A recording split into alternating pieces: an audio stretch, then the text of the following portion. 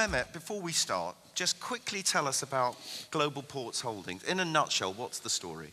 The story is not a long and difficult story. My partner for 20 years, Gregory Michael Keys, whom I lost for glioblastoma, brain tumor. We bought our first port, I think it was 2004. That's how it started. And then all of a sudden it grew to 14, 15 ports, 8 countries, 2 continents. It's that simple. And what's the secret to that? I mean, what's the ingredient? What would you just say would be the ingredient, the key attribute to that success? Use the restroom, gentlemen, as much as you can. So you can dream forever. Basically, you have to dream.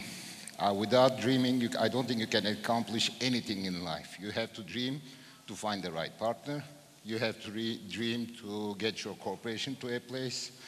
You have to dream basically to lose weight, and I'm not able to lose weight. But you look fine, Mehmet. No, I'm fat. But you have to be bold enough to implement those dreams as well. Okay, so it's taking action and being bold enough to take that action. That is correct indeed. Okay, so affirmative action and dreaming. I mean, is there anything else in there? What about the acumen? How did you have the financial wherewithal to actually buy a port? I didn't have the financial acumen. I mean, yes, I'm an investment banker. Yes, we raised through the years tens of billions of dollars for very large corporations, of which some of them were making presentations.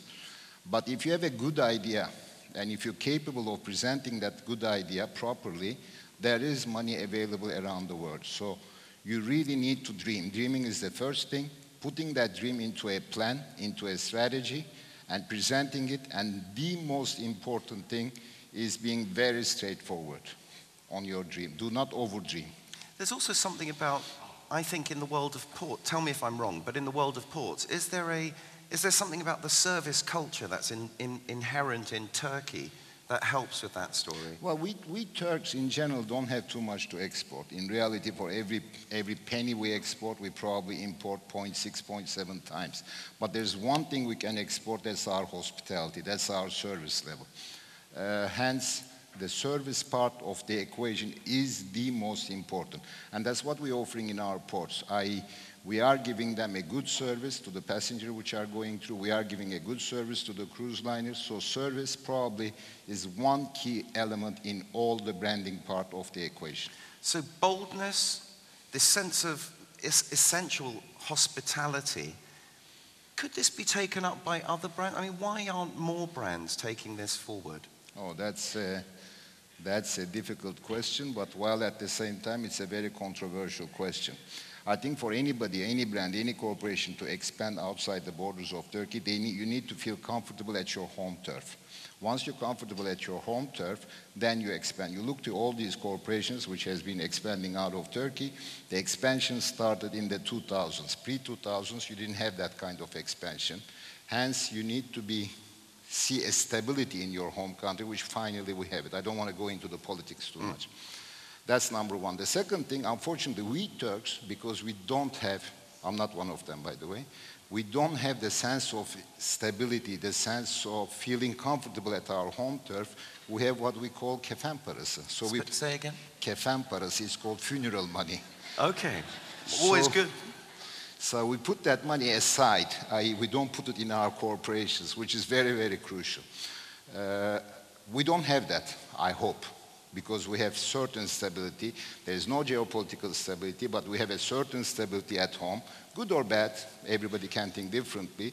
But because of that, people are putting their money back into their corporation and they are expanding. We need to believe in ourselves. We need to trust ourselves. So boldness. So with that trust, could Turkish brands then become global? Of course. They can come global, but it's very difficult to basically have a global brand out of Turkey. The best way for having a global brand is through acquisitions. I mean, I can probably say it's not televised, but for example, take a company like Ülker, which acquired the United Biscuits, hence they acquired the international brand. Take Arçelik, which is doing extremely well internationally, or take Global Ports. You know, we are the sole international, global consolidator of cruise port around the world. Therefore, the best way for Turkish corporations to become international brands is through acquisitions. Or alternatively, you try to create your brand. It's a very difficult task internationally. Maybe you'll succeed, but the easiest way is to acquire a brand. Okay, and then this is a question, and you're operating on a global stage, an enormous company. Do you think it takes more boldness to do that, or do you think the same rules apply to smaller companies, people who might be in our audience? Well, first of all, it doesn't require boldness. That's number one. Boldness is to get there. Once you get there, that's relatively easy. And to run a small company is much more difficult than to run a large company. And the second thing is we're not a large company. We are a company. That's the second thing. The third thing, once you are large enough, like in our case, 8 countries, 15, 16 ports, you need to have certain sets of rules and definitions already in place in order to be able to grow. Therefore, it's relatively easier to run a large corporation rather than a very small corporation where the human factor, although it's important, is not that relevant compared to a large corporation because you have the boxes, you have the compliance, you have the who can do what, when, and how, versus a small corporation where you don't have those things. So you run every day basically to get there. In a large corporation, if you forget running, you get destroyed. You still run, but your parkour is very well defined. You can go only 100 meters, and you have to give the flag to the next one. That's very, very relevant. I'm interested. You mentioned this ports. Why ports and not ships? You give me $1 billion, I'll acquire ships as well. So what? So you mean the ships are $1 billion? At least $1 billion to $1.5 billion. Okay, but the financial questions that are an important part in terms of the choices you're making as well. Yes and no, to a certain extent. I mean, could we acquire ships? Yeah, probably we could, probably. Would we do it? Not at this stage, because you have the like of Branson, you have the likes of LVMH, you have the likes of Caribbean, Carnival, and all those things. So the market is really on the ship side fragmented to a certain extent, but oligopolistic in nature between certain very well-known international brands. So for us to launch a shipping brand and a cruise line is impossible, but it's not impossible to acquire a cruise line. Okay, here's the question then. When does bold become reckless? Well, in my case, it costed me $64 million. Well, tell me what. That's always an interesting. Those are the stories I prefer to forget, basically. But I'm sure there's a lesson in that, though. When does bold become the lesson reckless? is we have a Turkish saying, "Ayağını yorganına göre uzat," and that's what we did not in 2008 and 2009. Basically, because of our partners, which were the largest corporations in the world, from 10 billion to 160 or 70 billion dollar market caps, we bid for too many things, and we thought, okay. We are small or large shareholder in some cases, but eventually these guys are so big that we will be able to close all the tenders that we are bidding for under any scenario. And clear enough, the 2008 Lehman crisis happened, the financial crisis happened, and we saw major banks, worldwide renowned banks, saying, oops, sorry, we can't do that. We saw major corporations, we can't do that. So we had to walk out, and it costed me $64. So bottom line is, do not be too reckless. Extend your feet as long as your duvet. Okay, is there a truth in this as well? Is recklessness then tied into arrogance? Of course, I was the most arrogant person then. I mean, I had on one side a $10 billion guy coming, on the other side I had the likes of, I'm not going to mention name, but world's second or third richest person I was talking. And then you become arrogant. You think you're in a different world.